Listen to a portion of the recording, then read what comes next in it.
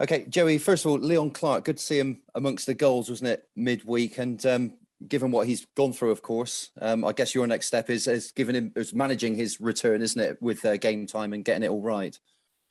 Yeah, I mean, as I say, probably back a little bit ahead of schedule.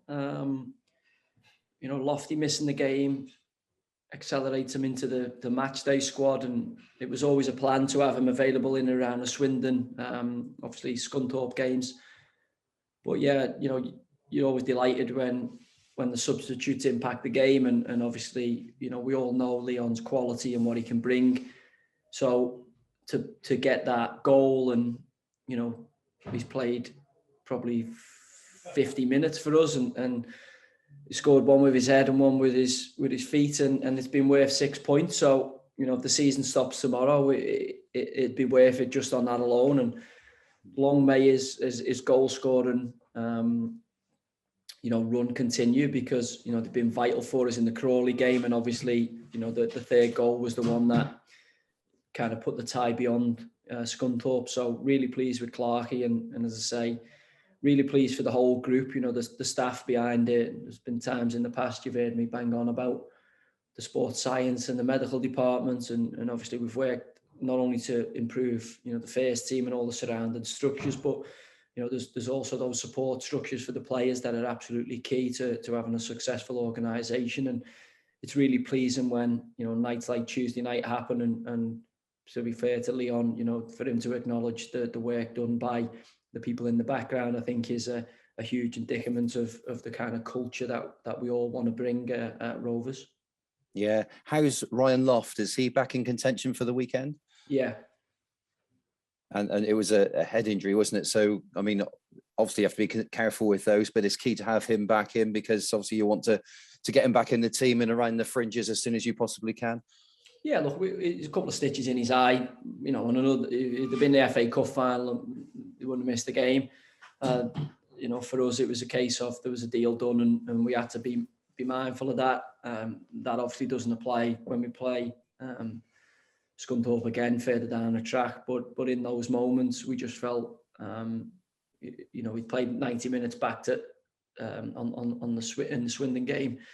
And we just felt it was an opportunity to go a different way, and thankfully, we returned with 3 points, and that decision paid off. But Ryan's an enormous part of what we want to do here, and we want everybody available at full tilt to keep progressing the group.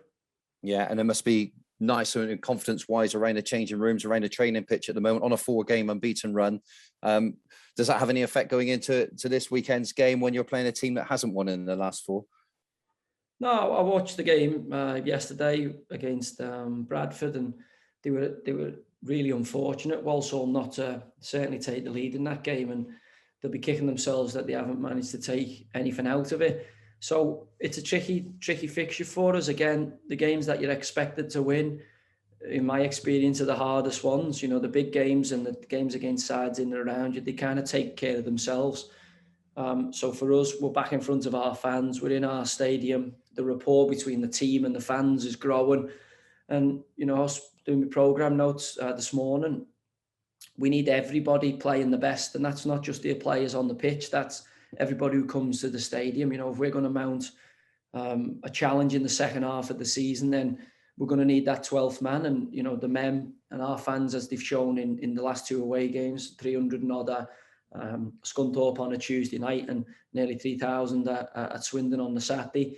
If they keep turning up and supporting us in those numbers, as they have done all season through thick and thin, this group of players and this team will respond. And we should have at least double what we had at Swindon in the stadium, in our stadium on Saturday.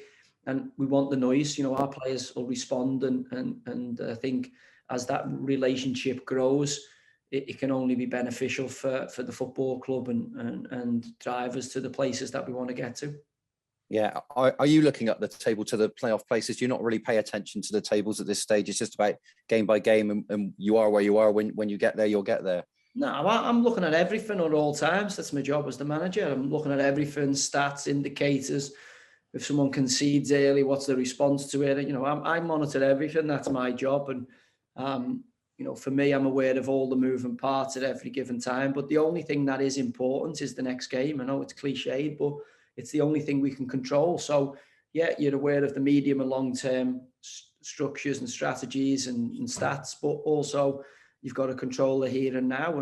And for us, we've got a tough fixture in our stadium Saturday. We're on a good run. We want to continue that over the last period. And, for us, if we lose sight of that and we lose focus on that, then we won't achieve what we want to achieve. And for us, achieving everything is absolutely imperative on taking care of the next task at hand and the next job.